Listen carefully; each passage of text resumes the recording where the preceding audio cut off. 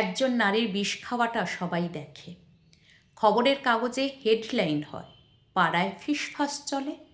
কি দরকার ছিল এসব করার? মেয়েটা বুঝি মানসিকভাবে দুর্বল ছিল।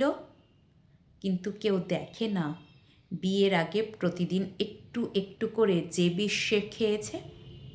বিষটা সেদিনের ছিল না, বিষটা শুরু হয়েছিল অনেক আগে, যেদিন তার কথা গুরুত্ব পায়নি, যেদিন তার কষ্টকে বলা হয়েছিল, এত সেন্সিটিভ কেন, এত বড় বিষয় নয়, সব বাড়িতেই তো এমন হয়। সে সেদিনই চুপ করে গিলেছিল এক ফোঁটা বিষ। সংসারের ভেতরে নীরব কারাগার। সে রান্না করে, সে ঘর সামলায়, সে সবার রাগ সহ্য করে, সে সবার অভিমান বোঝে, কিন্তু কেউ বোঝে না তারও একটা মন আছে। তার ক্লান্তি কেউ দেখে না, তার চোখের নিচের কালো দাগ কেউ দেখে না, তার চুপ করে থাকা কেউ পড়তে শেখেনি। অবহেলা কাকে বলে জানেন? কথা বললে বেশি কথা, কাঁদলে নাটক, চুপ থাকলে অভিমান, অসুস্থ হলে অজুহাত। সে যেভাবেই থাকুক, ভুল তারই। এই অবহেলায় প্রতিদিন তার ভেতরটা একটু একটু করে মেরে ফেলে। তার রাতগুলো কেমন ছিল কেউ জানে না।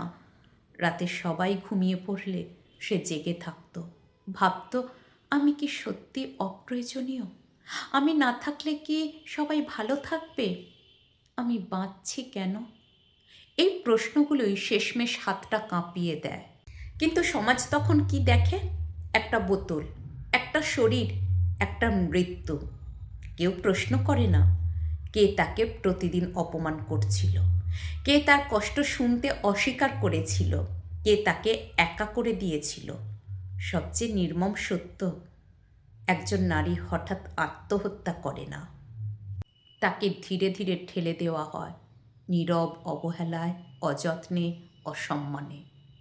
যদি আমরা একটু আগেই তার কথা শুনতাম, তার কষ্টকে হালকা করে না দেখতাম, বলতাম তুমি গুরুত্বপূর্ণ, বলতাম আমি আছি, তাহলে হয়তো সেই বিষের বোতলটা কখনো খোলা হতো না। শেষ কথা, একজন নারীর মৃত্যু দেখে আফসোস করবেন না, তার বেঁচে থাকার সময়টা দেখে দায়িত্ব নিন।